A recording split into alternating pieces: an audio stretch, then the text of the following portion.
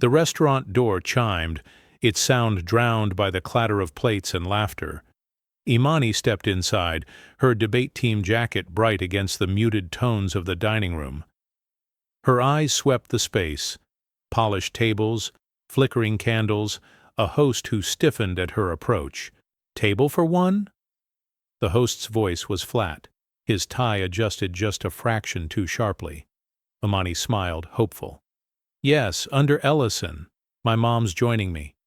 The host glanced at his clipboard, lips thinning. "I'll need to confirm." Nearby, a waiter paused, tray in hand, watching. The host's pen tapped the reservation list, slow and deliberate. Imani's smile faltered as the seconds stretched. "It's right there," she said, pointing at her name. The host didn't look up. Protocol requires verification.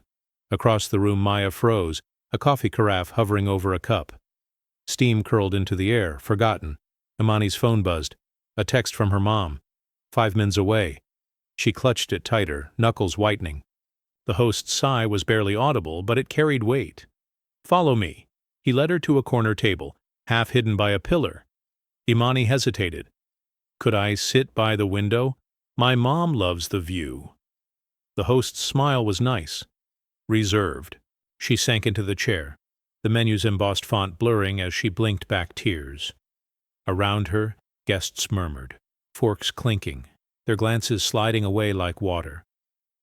The host walked off, his shoulders relaxed now. Mission accomplished. Imani straightened her jacket, chin lifting. The debate trophy in her bag felt heavier than ever. Graham emerged from the kitchen, adjusting his cuffs. His eyes locked onto Imani, alone at the corner table. His smile spread, slow and practiced. "Everything all right here?" he asked, too sweet. Imani nodded. "Just waiting for my mom." Graham leaned in, inspecting the table as if it were a crime scene. "Reservation," says Ellison. "That you?" "Yes." His gaze lingered on her jacket. "Debate team, huh? Must be intense." Imani's fingers tightened around her phone. "It is." Graham straightened, clicking his pen. "Policy requires an adult present for minors." "I'm 17. I have a credit card." He chuckled, condescending. "Rules are rules." Maya edged closer, pretending to refill salt shakers. Her hands shook. Imani's voice cracked. "My mom's the new—" Graham cut her off. "I'm sure she's lovely, but until she arrives—" He spread his hands, faux apologetic. The couple at the next table exchanged glances, then buried themselves in their menus. Imani's phone lit up. Traffic. 10 men's. She swallowed hard. "I'll just wait." Graham's smile didn't reach his eyes. Of course. As he walked away, Maya caught Imani's eye, a fleeting look of solidarity. Imani stared at the menu, its prices mocking her. The hum of conversation swelled, but her table sat silent, an island of exclusion. Her thumb hovered over her phone's camera. For a moment, she imagined posting the scene, Graham's smirk, the host's disdain, but she lowered the phone. Not yet. The door chimed again. Graham turned, expecting another guest to placate. Imani's mom wasn't there. Imani sat in her mom's car, hands trembling as she stared at her phone. The restaurant's glow blurred in the rearview mirror. She typed quickly, "Mom, he won't serve me." Her thumb hovered, then pressed send. The message hung in the air, heavier than any argument she could have made inside. Tiana glanced over, her jaw set. "You did the right thing." Imani nodded, but her eyes were wet. The silence in the car was thick, broken only by the ping of a reply. "I'm proud of you. We'll handle this together." Inside, Graham paced the host stand, oblivious to the ripple he'd started. Maya watched him, her phone buzzing with notifications. She glanced at the screen.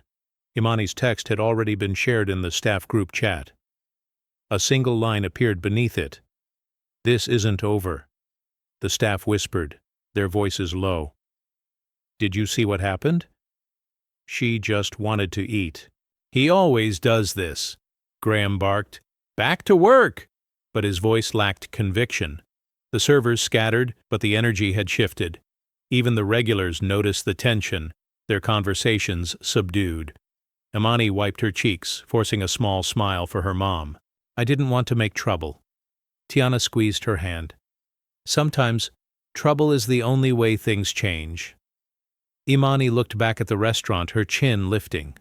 She met Graham's gaze through the window, her expression calm but unyielding. He looked away first. As the car pulled away, Maya snapped a quick photo of the empty table, sending it to Ava Carter, the journalist. The caption was simple: "She deserves better." The storm hadn't started with shouting. It began with a single text, a quiet promise that silence would not win. The memory was sharp, as if it happened yesterday. 8-year-old Tiana clung to her mother's hand, the diner's neon sign flickering above them. Inside, the smell of pancakes and syrup drifted out with every opening door. Tiana's stomach rumbled, but her mother's grip was steady, her face unreadable. A waiter in a faded apron blocked their way. "Sorry, we're full," he said, not glancing up from his notepad. Tiana looked around. The booths were half empty. A family laughed over milkshakes by the window. "But there are seats," she whispered, tugging her mother's sleeve. Her mother's voice was soft, but her eyes burned. "We're not welcome here, baby. Some places pretend there's no room for us." Tiana blinked back tears. "Did we do something wrong?" Her mother knelt, brushing a stray curl from Tiana's cheek. "Never think that. Sometimes people build walls they can't even see. But you—" She paused, voice trembling. "You hold your head high, no matter what." The waiter cleared his throat, already turning away. Tiana's mother stood straightening her coat. "Thank you," she said, her tone even. "We'll find somewhere else." They walked back into the cold, Tiana's hand small and tight in her mother's. The world felt bigger, harsher, but her mother's words echoed, a shield against the sting. Years later, Tiana would remember that moment, her mother's dignity, the lesson in silence, the way she refused to shrink. Now, facing Graham's dismissive stare, Tiana drew on that memory. Another man, another gatekeeper, another test. She stood taller, her voice calm, her eyes clear. The past wasn't just pain, it was fuel. She would not let anyone decide her worth. Not then, not now. The lesson was simple, unbreakable. Dignity is carried, not given. Graham sat at his desk, a stack of forms before him. He flipped through them, barely reading. "Customer felt uncomfortable," one read. "Staff was dismissive," another. He stamped each page, resolved with a heavy hand, tossing them into a drawer already stuffed with similar complaints. A black woman's voice echoed from a memory. "You never listen. You just want us gone." Graham's lips curled in a smirk. "We handle things internally," he'd replied, closing the file, closing the door. Now he repeated the ritual. A young man approached the counter, voice hesitant. "I filed a complaint last week." "No one's called." Graham didn't look up. "It's being reviewed." "But—" Graham's tone sharpened. "We'll let you know if we need anything else." The man left, shoulders slumped. Graham tossed the complaint into the drawer, slamming it shut. The sound was final, a graveyard of ignored voices. Later Maya passed by, glancing at the overflowing drawer. She caught Graham's eye, but he just shrugged. "Some people always find something to complain about."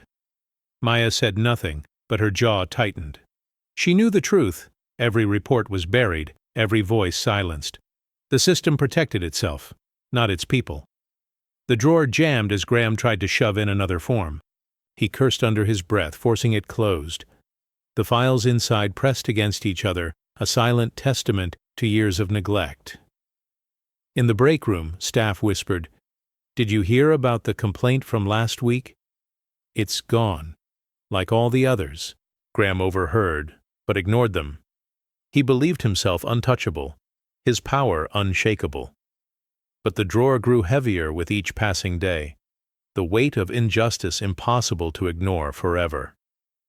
Outside, The world was changing. Inside, Graham clung to old habits, blind to the storm gathering at his door. Graham leaned against the counter, arms folded, eyes scanning the dining room. The lunch rush had faded, leaving a lull thick with the sound of clinking glasses and distant laughter. He nodded toward a black family seated near the back, lowering his voice as a server approached. "Gotta keep standards high, you know." Graham smirked, his words coated with false humor.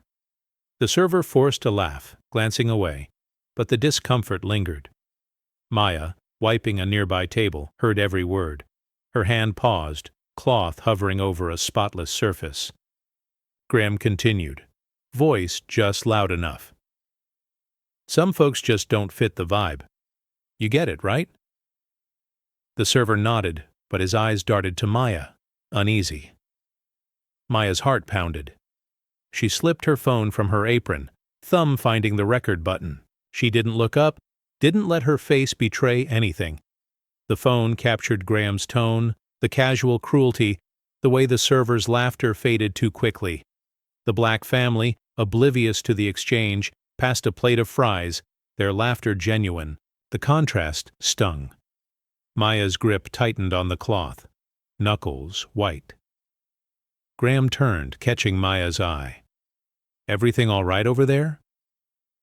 His smile was sharp, a warning. Maya nodded, voice small. "Just cleaning up." He moved on, but the tension lingered. The server exhaled, relief and shame mingling. Maya finished wiping the table, recording still running. She slipped her phone back into her pocket, her pulse racing. The moment passed, but the damage remained. The staff returned to work, but the air felt heavier, the silence louder. Graham's joke was a reminder. Bias didn't always shout. Sometimes it whispered in the spaces between laughter, hiding. Behind a smile, Maya knew she couldn't stay quiet much longer. The truth was too heavy to carry alone. Brady stood at the podium, reservation list in hand. The door swung open, letting in a burst of sunlight and the sound of children's laughter. A black family entered, their energy bright, their smiles wide. Brady's heart thudded as he glanced at the names. Graham's voice echoed in his mind. No large groups without approval. Brady hesitated, finger hovering over the list. The family approached, still chatting, unaware of the tension settling. Over the host stand, "Welcome," Brady said, forcing a smile. "Do you have a reservation?" The father nodded. "Yes, under Harris." Brady found the name, relief flickering. "Right this way." He led them to a table in the corner, away from the windows, the best seats already filled with other guests. The family followed, still laughing, but the mother's eyes lingered on the empty table by the window. Brady set the menus down, hands trembling slightly. "Your server will be right with you." "Thank you," the father said, his voice warm. Brady nodded, retreating quickly. He watched from the podium as the family settled in, their laughter quieter now. Graham passed by, giving Brady a look. "Good call," he muttered. Brady didn't reply. He stared at the reservation book, guilt twisting in his stomach. He knew what he'd done. He'd followed the rules, but not his conscience. Throughout the shift, Brady glanced at the corner table. The family ate in subdued silence. Their earlier joy dimmed. The mother caught his eye once, her expression unreadable. Later, as the family left, the youngest child waved. Brady managed a weak smile, but the gesture felt hollow. He closed the reservation book, the sound final. The disappointment in their eyes haunted him long after the restaurant emptied, a quiet reminder of the cost of hesitation. Imani sat on her bed, the glow of her phone illuminating her face. The video she'd secretly recorded, Graham's dismissive tone, the way he looked past her, played on a loop. Her thumb hovered over the post button, the urge to expose him burning hot. She imagined the comments, the outrage, the validation. Her jaw clenched. Tiana entered quietly, sitting beside her. "You're angry," she said, voice gentle but certain. Imani nodded, words caught in her throat. "He acts like it's nothing, like I'm nothing." Tiana took her daughter's hand, steady and warm. Let them show who they are. Imani blinked, frustration mixing with hurt. But if I don't say something, who will? Tiana's gaze was unwavering. Sometimes silence is power. Sometimes it's the waiting that makes them unravel. Imani stared at the screen, the play button pulsing. He should be scared. He should know I see him. Tiana smiled, small and knowing. He does. Trust me. Imani's breath slowed. She watched the video one more time, then locked her phone. The fight wasn't over, just paused. Her anger simmered, controlled, but fierce. Downstairs, Graham laughed with a server, oblivious to the storm he'd sparked. Maya caught Imani's eye as she passed, a silent nod of understanding. Imani stood, shoulders squared. I'll wait, but I won't forget. Tiana squeezed her hand. Neither will I. The house was quiet, but the tension lingered. Imani's fury was a live wire, not for show, but for strategy. She would choose her moment. She would not be silenced, only patient. The phone buzzed with notifications, but she ignored them. Tonight, restraint was her weapon. Tomorrow, she will decide when to strike. The world outside kept spinning, unaware that justice sometimes waits before it roars. Heather's email flashed across every staff screen. As a company, we value inclusion and respect. Recent events do not reflect our values. We are investigating. The words were polished, empty. Maya read it twice, her lips pressed in a thin line. In the break room, staff gathered, eyes on their phones. A cook snorted. She says that every time. Another rolled his eyes. Nothing ever changes. Maya printed the email, taping it to the trash can. The paper curled in the heat. A silent protest. Brady watched, a small smile flickering, then fading. Graham strode in, voice loud. Back to work. HR's handling it. Maya met his gaze, unflinching. Are they? He hesitated, then looked away, muttering under his breath. The memo became a joke, staff referencing it whenever something went wrong. Remember, we value inclusion, they'd say, sarcasm sharp. The phrase lost meaning, an echo of broken promises. Heather called a meeting, her tone brisk. We're committed to a safe environment. If anyone has concerns, my door is open. The staff exchanged glances, no one speaking. The silence was heavy, loaded with disbelief. Afterward, Maya lingered, watching Heather gather her notes. Will you actually do something this time? She asked quietly. Heather's smile was practiced. We're looking into it. Maya nodded, unconvinced. As Heather left, Maya crumpled a copy of the memo, tossing it in the trash. The gesture was small, but it felt right. In the kitchen, the staff whispered, their voices low. She's just covering herself. They always say the same thing. The restaurant hummed with routine, but the air was different, charged with skepticism, with the knowledge that words alone wouldn't fix anything. Maya returned to work, resolved, hardening. Change wouldn't come from memos, it would come from them. Late at night, Maya scrolled through her phone, eyes catching on a thread. Ever felt unwelcome at this place? Stories poured in, some angry, some weary, all familiar. A Latina woman wrote, they ignored my complaint, said it was a misunderstanding. A South Asian man posted, my email was never answered, I stopped going. Maya's breath caught. The names were different, but the pain was the same. She remembered a night last year, a black couple quietly leaving after being told their table was delayed. She'd wanted to apologize, but fear kept her silent. Screenshots of old emails surfaced, timestamps and polite brush-offs. We're sorry for your experience. We'll review your concerns. The replies were always the same, empty, cold, final. In the staff group chat, someone shared a link. Look at this. It's everywhere now. The thread grew, replies flooding in. This happened to me. They never listen. I just wanted to feel welcome. Maya's hands shook. She typed, "You're not alone." The words felt small, but the effect was immediate. Dozens of hearts, replies, and new stories followed. The pattern was undeniable. The restaurant's polished image was cracking, the truth leaking out.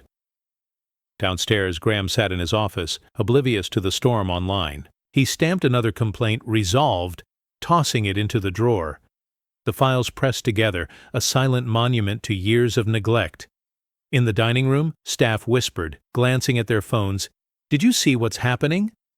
People are finally talking. Maya looked around, hope flickering. For the first time, the silence was breaking. The voices once buried were rising, refusing to be ignored. She closed her phone, settling in her chest. The past wasn't just haunting them, it was demanding change, and this time it wouldn't be silenced. The boardroom was cold, sunlight glinting off polished wood. Warren Keene, the chairman, slammed his fist on the table. "This is a misunderstanding. We have always valued diversity." His words rang hollow, bouncing off the silent faces around him. A junior executive slid a folder across the table. "These are the complaints. They go back years." The file was thick, pages marked with dates, names, and stories. Warren's face reddened as he flipped through them, jaw clenched. Heather sat beside him, hands folded. "We've handled every incident," she said, voice brittle. "HR has protocols." A director shook her head. "Protocols aren't action. People are watching now." Warren's bluster faltered. "We can't let social media dictate our decisions." Someone whispered, "Maybe it's time they did." The room shifted. Executives exchanged glances, some ashamed, some quietly relieved. The old guard's confidence wavered, the foundation of power trembling. Ava Carter, the journalist, waited outside, camera ready. The board could hear the hum of reporters, the click of lenses. The pressure was real, inescapable. Warren tried. Again, voice softer. "We'll issue a statement. Apologize. Promise to do better." The junior executive didn't blink. "That's not enough. We need change." Silence settled, heavy and final. Heather looked down, her mask slipping. Warren's hands shook as he closed the folder. The meeting ended not with a decision but with a sense of inevitability. The old ways were dying, exposed by the light of truth. As the boardroom emptied, Warren lingered, staring at the stack of complaints. The stories he'd tried to bury now sat in plain sight, impossible to ignore. Outside, the world waited. Inside, the system's collapse had already begun. The break room was usually filled with laughter, but today a heavy hush lingered. Staff clustered around a phone, the screen glowing with the latest viral post. "Did you see the video?" someone whispered, eyes wide. "He's finally getting what he deserves," another replied, voice low but fierce. Maya poured coffee, her hands steady now. She caught Brady's eye. He nodded, silent agreement passing between them. The staff's chatter was different. No nervous glances over shoulders, no forced smiles. Instead, a cautious hope flickered in their voices. The door creaked. Graham entered, his presence once enough to silence a room. Today, the staff barely looked up. He cleared his throat, waiting for the usual scramble. No one moved. The only sound was the hum of the fridge and the faint buzz of a phone. Graham tried to muster authority. "Let's keep it professional," he said, but his words fell flat. Maya sipped her coffee, unbothered. Brady leaned against the counter, arms folded. The power Graham once held had drained away, replaced by a quiet defiance. He lingered, searching for support. The staff avoided his gaze, conversations resuming in hushed tones. "He's not in charge anymore," someone muttered. "Not really." Graham left, the door closing softly behind him. The room exhaled, a collective release. Maya smiled, small but genuine. "It's changing," she said. Brady nodded. "About time." The staff gathered their things, returning to work with lighter steps. The break room, once a place of tension, now felt different. The shift was quiet but seismic, a new order settling in, built not on fear but on solidarity. As Maya left, she glanced back at the empty coffee pot, the silence now filled with possibility. The old rules no longer applied. The staff knew it, and so did Graham. Graham paced his office, the walls closing in. His phone buzzed non-stop. Texts, emails, notifications piling up. He scrolled through trending hashtags. New boss, new rules. No more silence. Each post was a blow, his name tagged in angry comments, his face frozen in unflattering screenshots. He dialed Heather, voice trembling.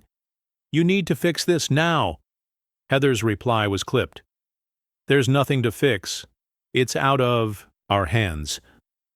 He slammed the phone down, breath quickening. The reflection in his window looked smaller, older, sweat beading on his forehead. Outside, the restaurant hummed with business as usual.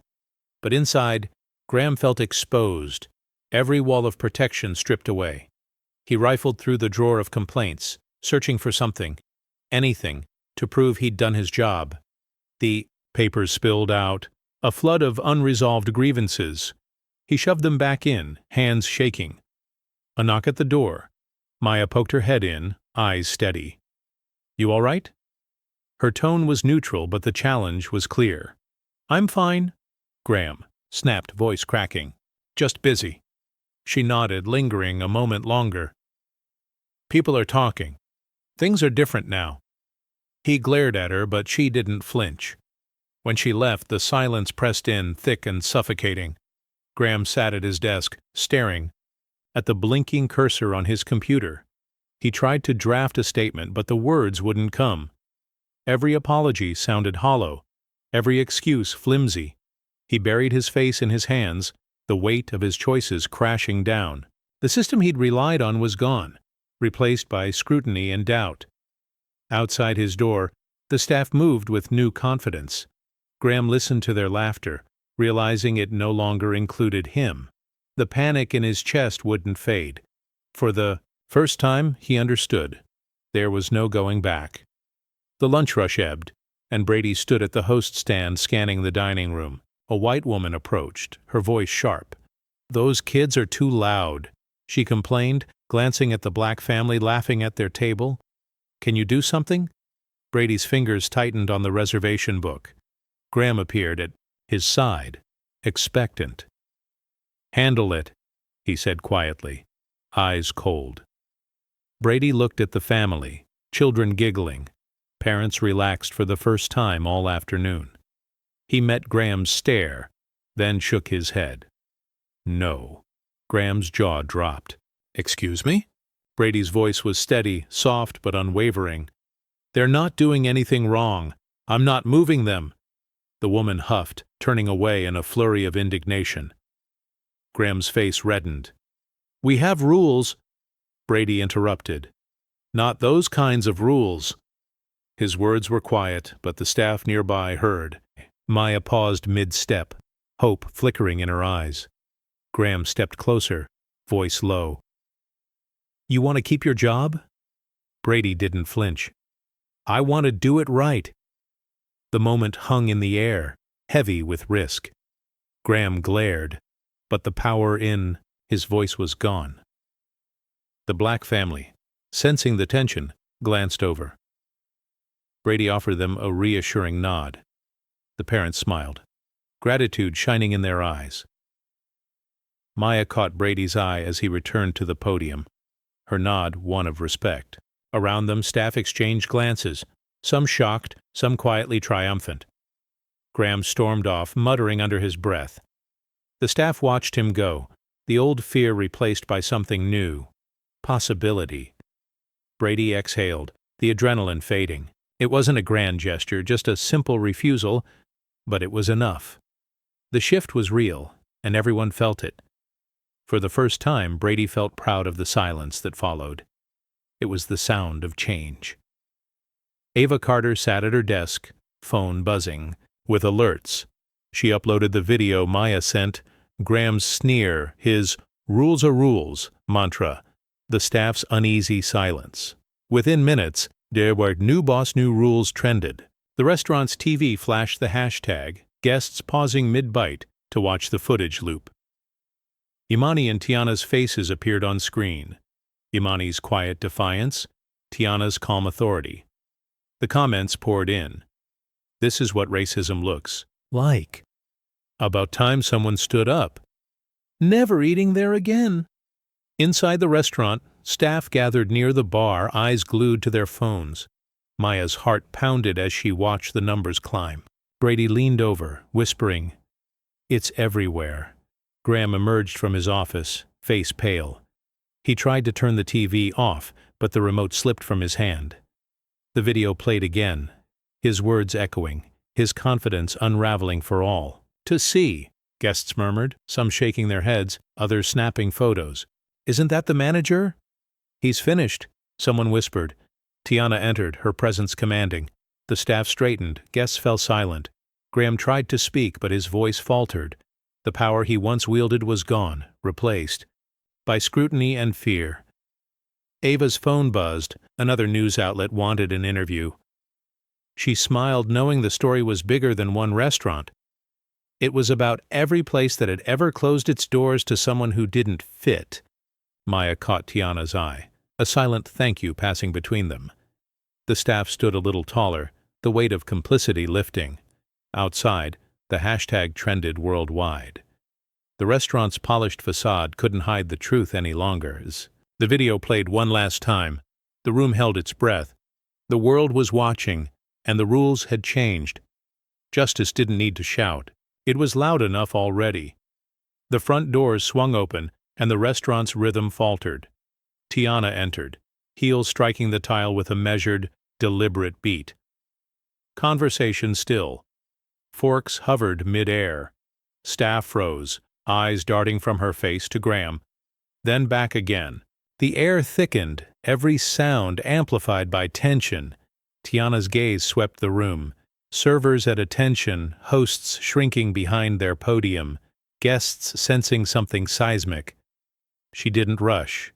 Her stride was calm, precise, each step a quiet claim to the space. The polished floor reflected her silhouette, a ripple of authority moving across the dining room. Graham's confident chatter died on his lips as he caught sight of her. His smile faltered, then vanished. The realization hit. This wasn't just any guest. This was Imani's mother. The woman he'd dismissed, the family he'd tried to exclude. Tiana stopped at the podium, her presence commanding. She set her bag down, glancing at the staff. Maya, Brady, even the kitchen crew peeking through the pass. No one spoke. The only sound was the slow, steady tap of her heel against the tile. She looked at Graham, her expression unreadable. He swallowed, the color draining from his face. The hierarchy he'd built with rules and intimidation began to crumble. Power shifted, silent but absolute. A guest whispered, "Is that the new manager?" The words rippled through the room, a current of anticipation. Tiana didn't need to raise her voice. Her calm was louder than any outburst. She nodded once, signaling the start of something new. The staff straightened, some hopeful, others afraid. The old order was breaking, and everyone felt it. In that charged silence, the restaurant waited, caught between what was and what would be. The storm had arrived, not with thunder, but with quiet, undeniable presence. Graham's hands gripped, the reservation book, knuckles white, sweat beading at his temples. Tiana's eyes locked on his, unwavering. The silence between them stretched, thick as concrete. He tried to speak, but his throat worked uselessly. She didn't blink. "Mr. Voss," she said, her tone even, "I believe you know who I am." Graham's voice caught. "Ms. Ellison, He glanced at the staff, searching for support, but found only averted eyes. The truth settled in his gut. The girl he dismissed was her daughter. The woman before him was now his boss. He stammered, "There's been a misunderstanding." Tiana's gaze didn't flinch. "The only misunderstanding is how you thought you could treat my family, and others, as less." The staff leaned in, breath held. Maya's eyes were wide, Brady's jaw set. Even the guests sensed the shift, their conversations dying out. Graham's arrogance, once so solid, melted away. His posture shrank, shoulders curling inward. The reservation book slipped from his grasp, pages fluttering to the floor. He didn't. "Pick it up!" Tiana stepped closer, her presence filling the space. "You enforced your rules with bias. Now you'll answer for it." Graham's lips trembled. "I was just—" She cut him off, voice still calm. "You were just showing everyone who you are." A hush fell. The staff exchanged glances, some with relief, others with guilt. The power Graham wielded had evaporated, replaced by a sickening realization. His rules were now evidence of his downfall. He looked down, unable to meet her eyes. The room felt smaller, the lights harsher. The authority he'd clung to was gone, replaced by dread. Tiana didn't gloat. She simply waited, letting the silence finish what her words had started. The collapse was quiet, but complete. Tiana's voice sliced through the silence, low but unwavering. "You refused to seat my daughter. You called it policy." Her words hung in the air, each syllable deliberate. Graham's mouth opened, but nothing came out. The staff shifted, some holding their breath, others glancing at the floor. Graham finally managed, I was following—" He faltered, the lie catching in his throat. "It was just protocol." Tiana's eyes narrowed, her calm unbroken. "Protocol doesn't ask you to question some guests more than others. Protocol doesn't let you decide who belongs." He tried again, voice cracking. "I didn't mean—" She interrupted, softer but sharper. "You didn't mean for anyone to notice. But we did." A server in the back whispered, "She's right." The words rippled through the staff, a current of truth no one could deny. Graham's hands trembled, the reservation book forgotten at his feet. "I was just trying to keep order." Tiana shook her head. "You were trying to keep people out." The guests watched, silent witnesses to the reckoning. Maya's phone buzzed in her pocket. Messages from staff, support from friends, the world outside watching. Graham's excuses dissolved, his posture collapsing. "I'm sorry," he muttered, but the words were empty, swallowed by the room's disdain. Tiana didn't move. Justice isn't loud, it's steady. It's seeing the difference between policy and prejudice and acting on it. The staff leaned closer, some nodding, others blinking back tears. The truth was out, undeniable. Graham looked around, searching for an ally. No one met his gaze. Tiana's final words were quiet, but they landed like a verdict. "You built your power on silence. Now you'll answer the truth." The moment stretched, heavy and final. The old rules had been exposed, and the reckoning was here. Maya stepped forward, her apron twisted in nervous hands. She stood beside Tiana, her silence now a statement. Brady joined her, shoulders squared, eyes steady. The two flanked Tiana, their presence a wall of quiet support. Graham's eyes darted between them, confusion and fear flickering. "What are you doing?" he asked, voice barely above a whisper. Brady spoke first, voice even. "We're standing with her." Maya nodded, her voice soft but resolute. "We saw what happened. We're not pretending anymore." Other staff members exchanged glances. A busboy edged closer. A waitress wiped her hands and took a step forward. The line between complicity and courage blurred, then snapped. Graham's authority, once absolute, crumbled. He tried to assert himself, but the words died on his lips. "You're making a mistake," he hissed, but the threat was hollow. Maya's phone vibrated in her pocket, the recording of Graham's earlier words still saved, a silent threat. She didn't need to play it. Everyone knew. The evidence was in the air, in the way the staff stood, in the way the guests watched. Brady looked at Tiana, then at Graham. It's time things changed. The staff's loyalty fractured. Some nodded, relief in their faces. Others shrank back, shame written in their posture. Tiana met Maya's and Brady's eyes, gratitude flickering in her expression. She didn't need to thank them. Their solidarity spoke louder than words. Graham backed away, his power dissolving with every step. The room felt lighter, the tension breaking. The staff, once divided by fear, now stood together.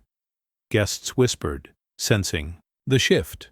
The old order was gone, replaced by something new, fragile but real. Maya and Brady remained at Tiana's side, their quiet rebellion complete. The system had cracked, and the truth was finally visible. Heather entered the dining room, clipboard clutched tight, her heels clicking a nervous staccato. She cleared her throat, voice rising above the murmurs. Let's be clear.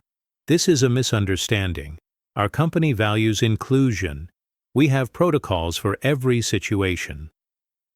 Her words were crisp, but her eyes darted, searching for support. Staff shifted, some turning away, others exchanging skeptical glances. A guest scoffed, the sound sharp. Tiana watched in silence, her expression unreadable. Heather pressed on, waving the memo she'd sent that morning. We're investigating. We'll handle this internally. The paper fluttered in her hand, flimsy against the weight of the moment. Brady folded his arms. Maya shook her head. The staff's disdain was palpable. The memo, once a shield, now looked like a surrender flag. Heather's voice wavered. We want everyone to feel safe here. The words fell flat, echoing off walls that had heard too many empty promises.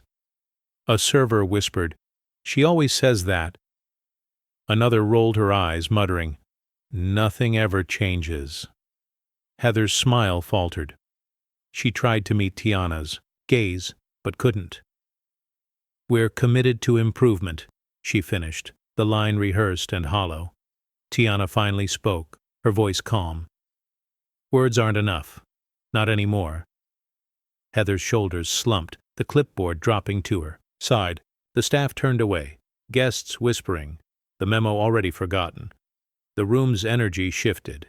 Heather, once the voice of authority, stood alone, her defense unraveling. The system she'd protected was exposed, the corruption impossible to hide. She retreated, steps uncertain, the memo crumpling in her grip. The staff watched her go, relief and contempt mingling. Tiana's silence lingered, more powerful than any rebuttal. The room understood. The time for hollow words had passed. Heather disappeared into the hallway, her authority gone. The reckoning continued. Unstoppable now. Graham stood before the staff and guests, his hands trembling. The room was silent, every eye fixed on him. He swallowed, voice barely audible. I'm sorry. I didn't mean any of this. I was just doing my job. No one moved. Tiana's gaze was steady, unblinking. Graham's apology floated in the air, thin as tissue, dissolving before it landed. He tried again, desperation creeping in. I never wanted to hurt anyone. I made mistakes. I see that now. His voice cracked, the words coming out in a rush. Maya shifted, arms crossed. Brady looked away. The staff's faces were closed, their silence a verdict. Tiana finally spoke, her tone even. Your apology isn't mine to accept. It belongs to everyone you turned away. Graham's shoulders slumped. Please, I need this job. I can do better. Tiana shook her head, her decision final. You built your authority on exclusion. That ends today. She turned to the crowd, her voice carrying. Effective immediately, Mr. Voss is no longer employed here. A collective exhale swept the room. Some staff nodded, relieved. Others looked at Graham with pity, but no one stepped forward. Graham's face crumpled. He stared at the floor, the weight of his choices settling in. The reservation book, once his tool of power, lay forgotten on the podium. He gathered his things in silence, the room watching. The once proud manager, reduced to a cautionary tale, exited without a word. Tiana remained still, her authority unchallenged. The staff straightened. The guests whispered. The balance of power had shifted for good. Graham's apology, like wet paper, had dissolved. The lesson was clear. Justice, when it comes, leaves no room for empty words. Ava Carter stood in the hallway, camera crew at her side as the boardroom doors swung open. Warren Keene, face flushed, tried to push past. Ava blocked him, microphone raised. "Mr. Keene, how many complaints did you bury about discrimination here?" Warren's jaw tightened. "We've always followed protocol. Any issues were handled. Appropriately," Ava pressed, her tone sharp. "Handled or hidden?" Inside, the board sat in uneasy silence. A junior member spoke up, voice clear. "We've reviewed the files. The pattern is undeniable." Warren glared at him, but the old intimidation no longer worked. Another board member stood. "You can resign, or we'll vote you out. This ends now." Warren's bluster faded, shoulders sagging. "I did what I thought was best for the company," he muttered, eyes darting to the cameras. Ava didn't blink. "What about what was best for the people you ignored?" He had no answer. The boardroom, once his domain, felt hostile now. Every face turned against him, every silence a judgment. The chair called for a vote. Hands rose one after another. Warren's fate was sealed with quiet finality. He signed the resignation letter, hands shaking. The cameras caught every movement, every defeated glance. Ava leaned in, voice low. "Anything you want to say to the people you failed?" Warren shook his head, lips pressed tight. He left the room, the echo of his footsteps, a funeral march. For the old guard, the board exhaled, tension broken. The new chair addressed the press. "We will do better. This is a new beginning." Ava nodded, satisfied. The story would run tonight. A reckoning not just for one man, but for a system built on silence. Outside, staff watched the live stream, hope flickering. Change wasn't loud, but it was real, and it had just begun. Tiana stood at the podium. The press gathered in a semicircle, flashes popping in the bright light. She steadied the microphone, her presence commanding but calm. The room stilled, anticipation thick. She spoke, voice even. "Dignity is not a privilege, it's right." The words cut through the noise, simple and unshakable. Reporters leaned in. One asked, "What would you say to those who think this was just a misunderstanding?" Tiana's eyes didn't waver. A misunderstanding doesn't repeat itself. A system does. We saw a pattern. We ended it. Imani stood at the back, pride shining in her eyes. Maya and Brady flanked her, silent witnesses to the shift. Another reporter pressed, "How do you feel about the staff who stood with you?" Tiana smiled, small but genuine. "Change doesn't happen alone. It takes courage to break silence." The cameras flashed again, but Tiana's calm never faltered. She looked out over the crowd, her voice steady. "This isn't about revenge. It's about responsibility. No one should ever have to wonder if they belong." A hush settled, the weight of her words sinking in. The staff behind her straightened, guests in the restaurant watching through the glass. Tiana's final statement was quiet, but it echoed. "We will build a place where all are welcome, not just in words but in action." The press conference ended, but the message lingered. Reporters packed up, murmuring about the power of restraint, the force of dignity. Imani moved to her mother's side, whispering, "You did it." Tiana squeezed her hand. "We did." Outside, the sun broke through the clouds. The restaurant's new future had begun, not with a shout, but with a promise kept. The world was watching, and this time it was listening. The restaurant emptied slowly, chairs scraping against tile, voices fading to murmurs. Guests lingered near the door, glancing back at the staff, at Tiana, at the empty podium. The air was thick with something new. Relief, awe, maybe even hope. No one rushed to leave. Everyone seemed to savor the quiet. Graham sat alone in the corner, his discarded name tag resting on the table. He picked it up, fingers tracing the letters, but the badge felt foreign now. His eyes were red, shoulders slumped. The staff passed by, offering no comfort, only distance. Their whispers were sharp but not cruel, just honest. He thought he'd never be caught. Someone said softly. "Not anymore," another replied. Maya wiped down the last table, her movements slow and deliberate. She caught Tiana's eye, offering a nod of gratitude. Brady stacked chairs, his posture taller, lighter. Tiana stood near the entrance, watching the room settle. Imani joined her, slipping her hand into her mother's. The silence was heavy, but it wasn't empty. It carried the weight of everything that had changed. Graham rose, leaving his name tag behind. He walked out without a word, the door closing quietly behind him. No one followed. The staff gathered near the kitchen, voices low but hopeful. "Feels different, doesn't it?" Maya whispered. Brady nodded. "Like we can finally breathe." Tiana listened, letting the moment linger.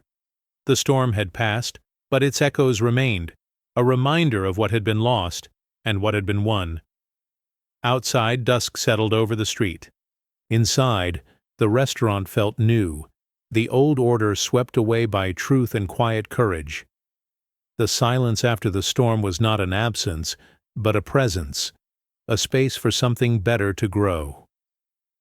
Morning sunlight streamed through the restaurant's windows, catching on something new by the entrance.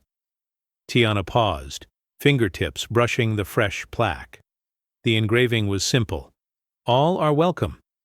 The metal gleamed, a promise etched for all to see.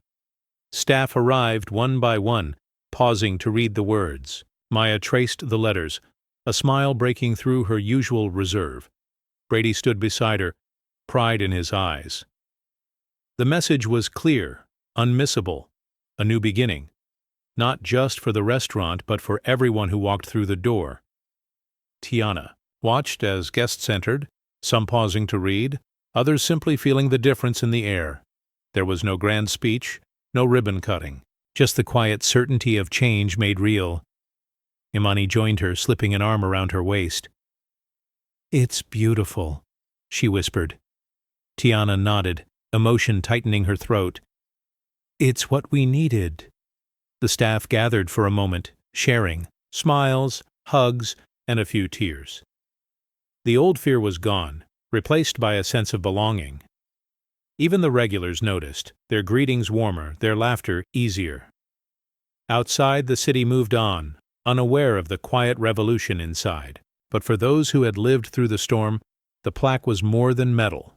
It was a promise kept, a future claimed. Tiana lingered by the door, watching the morning unfold. She thought of all the voices that had been silenced, all the dignity denied. Today, those voices echoed in every welcome, every act of kindness. As the day began, the restaurant filled with light and possibility. The storm had ended, but its lesson remained. Justice, once awakened, could not be silenced. Tiana smiled, knowing the work would continue, but for now, the promise was enough. All were welcome, truly, finally, always. Graham sat hunched in the corner of a nearly empty cafe, the morning light harsh on his face. The barista, who once greeted him by name, now glanced away, busying herself with the espresso machine. The regulars, once eager for his attention, avoided his gaze, their conversations, hushed when he passed by. He stirred his coffee, the cup rattling against the saucer. The warmth had faded, leaving only a bitter taste. Graham pulled out his phone, scrolling through old emails, threads with board members, messages from staff, digital evidence of a world where his word was law. He tapped out a message. "Hope we can talk." No reply. He checked his inbox again, but the silence was absolute. A group of young professionals entered, laughter filling the air. Graham looked up, searching for a familiar face, but none met his eyes. He shifted in his seat, suddenly aware of how small he seemed, tucked away in the corner. He scrolled through social media, finding his name in headlines for all the wrong reasons. Comments scrolled by. About time. He had it coming. No sympathy. Each word landed like a blow, stripping away the last of his pride. The staff delivered his refill without a word, setting the cup down and moving on. Graham tried to catch the barista's attention, but she was already gone, her kindness reserved for someone else. He looked around, remembering the days when his presence commanded respect, when a nod or a smile could open doors. Now every door felt closed. Graham finished his coffee in silence, the cafe's warmth lost to him. He gathered his things, glancing one last time at the empty booths, the world moving on without him. He left quietly, unnoticed. The power he once wielded was gone, replaced by isolation, a fitting end for a man who built his world on exclusion. Maya stood in front of the staff board, her name newly etched beneath the title Assistant Manager. Sunlight caught the fresh ink, making it gleam.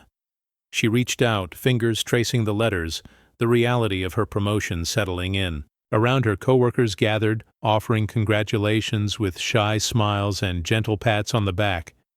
She remembered the fear that had haunted her, those moments she'd hidden her phone in her apron, heart pounding as she recorded Graham's words. The risk had been real, the threat of losing her job constant. But now pride and relief mingled in her chest, a quiet victory blooming where anxiety once lived. Brady approached, grinning. "You earned it, Maya. We needed someone brave." She smiled, a little uncertain. "I just did what was right." He nodded. "That's what makes you a leader." The staff board had always felt like a wall. Names of people who kept their heads down, who never made waves. Now Maya's name stood out, a symbol that things could change, even if slowly. A server hugged her, whispering, "I'm glad you stayed." Maya blinked back tears. "Me too." She looked around the break room, seeing hope in the faces of her team. The fear that once kept everyone silent had loosened its grip. Her promotion was more than a title. It was proof that speaking up mattered, that courage could ripple outward. As she pinned her new name badge to her shirt, Maya felt the weight of responsibility settle in. She knew there would be challenges. That change was never easy. But she was ready. She glanced once more at the board, then at her team. "Let's make sure everyone feels welcome here," she said softly. The promise hung in the air, a quiet commitment to a better future. Brady stood behind the host stand, sorting menus, when a guest approached. A middle-aged black woman with kind eyes and a gentle smile. She handed him a folded piece of paper. "For you," she said quietly. He opened it, reading the neat handwriting. "Thank you for not turning us away. You made us feel seen." The words struck deeper than he expected. For a moment, he couldn't speak. The woman nodded, understanding. "Sometimes a small kindness is everything." Brady tucked the note into his pocket, his hand lingering over the fabric. The memory of that afternoon replayed in his mind. Graham's glare, the pressure to move the family, his own quiet refusal. It hadn't felt brave at the time, just necessary. But now, with this note in hand, he realized the impact of his choice. Coworker noticed his silence. "Everything okay?" Brady smiled, softer than usual. "Yeah, better than okay." Word spread among the staff. Maya read the note, her eyes shining. "You did good, Brady." He shrugged, embarrassed by the attention. It was just right, but the team saw it differently. The note was pinned to the break room board, a small beacon for others. Staff paused to read it, some nodding, some wiping away quiet tears. The gesture was simple, but its meaning rippled through the restaurant. It reminded everyone that courage didn't have to be loud or dramatic. Sometimes it was a single word, no, spoken at the right time. Sometimes it was a refusal to look away. Brady returned to his post, standing a little taller. The note stayed in his pocket, a quiet reminder that doing the right thing mattered, even if no one else noticed. But today, someone noticed. And that was enough. Tiana and Imani entered the restaurant, sunlight warming the polished floors. Heads turned as they walked in, staff pausing mid-task, guests glancing up from their meals. There was no tension, no icy stares, only nods of greeting and soft, respectful smiles. Imani squeezed her mother's hand. "They're looking at you," Tiana smiled. "Let them. We earned this." As they moved through the dining room, a server stepped aside, offering, "Welcome back, Miss Ellison." The words were genuine, not forced. Maya waved from the bar, pride clear on her face. Brady called out, "Good to see you both." Guests whispered, "That's her, the new boss." The words carried no malice, only admiration. A young girl at a nearby table grinned at Imani, who smiled back, feeling the difference in the air. Tiana paused by the window, taking in the view she'd once been denied. She remembered the sting of exclusion, the weight of having to prove her place. Now, her presence rewrote the rules, dignity not defiance, leading the way. A regular stopped her, voice soft. "Thank you for what you did. It made a difference." Tiana nodded, gratitude swelling in her chest. "We're all part of this." Imani walked a step ahead, her head high. For the first time she felt proud to be seen, not just tolerated. The restaurant, once a space of silent battles, now felt transformed. The staff moved with ease. Guests lingered longer, laughter and conversation flowing freely. Tiana watched her daughter, hope blooming. Justice, she realized, didn't always roar. Sometimes it simply arrived and stayed. As they reached their table, Imani whispered, "I'm glad you didn't give up." Tiana squeezed her hand. "Me too."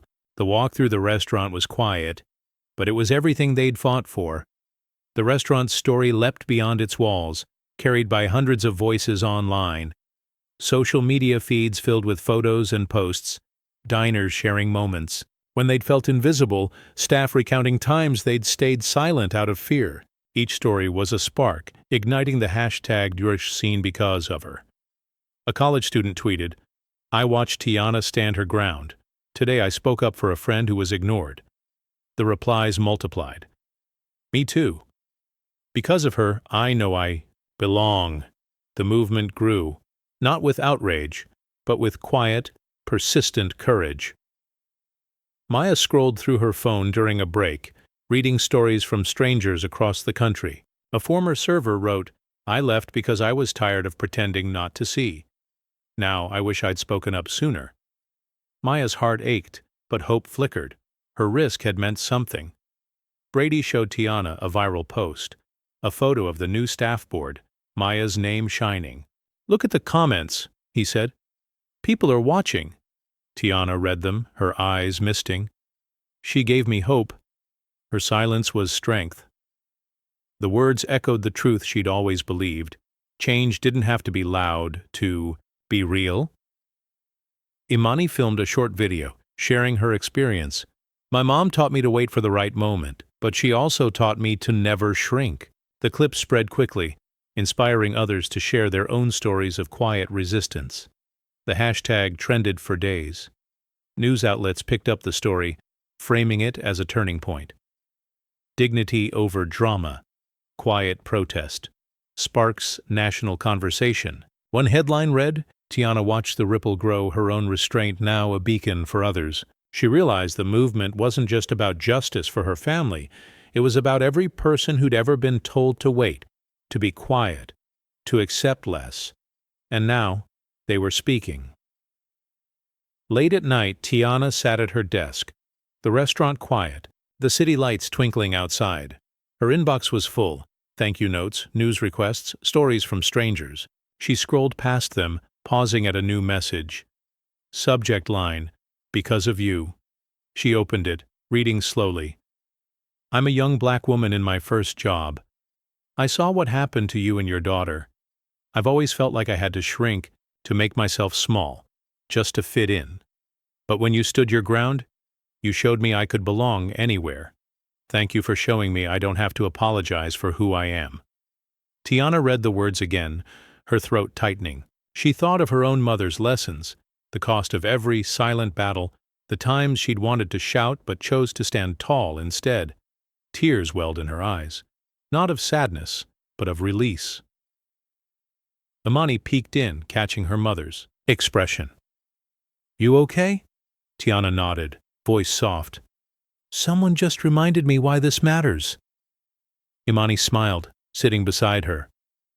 "You always say change is slow, but sometimes it's right here," Tiana replied to the email, hands steady. "You belong everywhere you stand. Never let anyone make you small." She leaned back, letting the moment settle. The fight was never just hers. It was for every person who doubted their place, who waited for permission to be seen.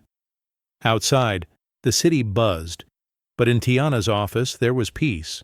The message was more than thanks. It was proof that courage, even quiet, could echo far beyond the moment. Tiana smiled, knowing her story had become someone else's beginning. The promise of belonging wasn't just for her family. It was for everyone. Tiana sat alone in her office, the restaurant's bustle a distant hum behind the closed door. She watched the news coverage replay her story, her calm at the podium, the staff's quiet rebellion, Maya's new title. The anchors spoke of courage, of change, but Tiana knew the truth was quieter, heavier. She leaned back, letting the silence settle. The cost of dignity replayed in her mind. The nights spent wondering if she should have spoken up sooner. The moments she'd bitten her tongue instead of firing back. The sting of watching Imani hurt and holding her own tears for later. Every act of restraint had been a choice, and every choice had left a mark. She glanced at the framed photo of her mother on the desk, her first teacher in dignity, the woman who'd taught her to stand tall even when the world tried to shrink her. Tiana smiled softly, remembering the lessons whispered in kitchens and parking lots, the quiet strength that had carried her here. Outside the window, the city glowed. Inside, the restaurant buzzed with new energy. Staff laughing, guests lingering, the air lighter than it had ever been. Tiana knew it wasn't just her victory. It belonged to Maya, to Brady, to every person who'd risked something to make the change real. She closed her eyes for a moment, letting gratitude and exhaustion wash over her. The work wasn't done, she knew that. There would be more battles, more moments of silence, more chances to choose dignity over anger. But for now, she allowed herself to rest. She had seen the reward, a future built not on fear, but on belonging. The cost had been high, but the outcome was worth it. Tiana opened her eyes, hope steady in her chest. Tomorrow she'll keep building. The morning sun streamed through the restaurant, windows spotlighting the new plaque by the entrance. All are welcome. The metal gleamed, catching the eye of every guest who stepped inside. The camera lingered on it. The words, simple but unbreakable. A promise, not just a slogan. Tiana stood nearby, watching as staff and guests paused to read the plaque. Some smiled, some touched the metal gently as if needing to feel the truth of it. Maya straightened a stack of menus, her eyes shining with pride. Brady greeted a family at the door, his voice warm and confident. Imani hovered at Tiana's side, her presence a quiet anchor. "It really is different now," she whispered. Tiana nodded, emotion thick in her throat. "It is, because we didn't give up." The staff moved with new purpose, laughter and kindness filling the space. Regulars who once kept their distance now lingered to chat. New faces arrived, drawn by the story, by the hope that maybe here things really had changed. The restaurant was no longer just a place to eat. It was a space where dignity was honored, where silence had been broken for good. The plaque was a daily reminder, a silent oath that exclusion would never again find a home here. As the day unfolded, the camera pulled back, capturing the restaurant alive with possibility. Tiana's final thought echoed in the quiet. Change doesn't roar, it whispers and the world listens. The story closed not with applause, but with a promise. Justice once awakened will never sleep again. The plaque would outlast every storm, every doubt, every attempt to return to the old ways. All are welcome. The words were real, and this time they would remain.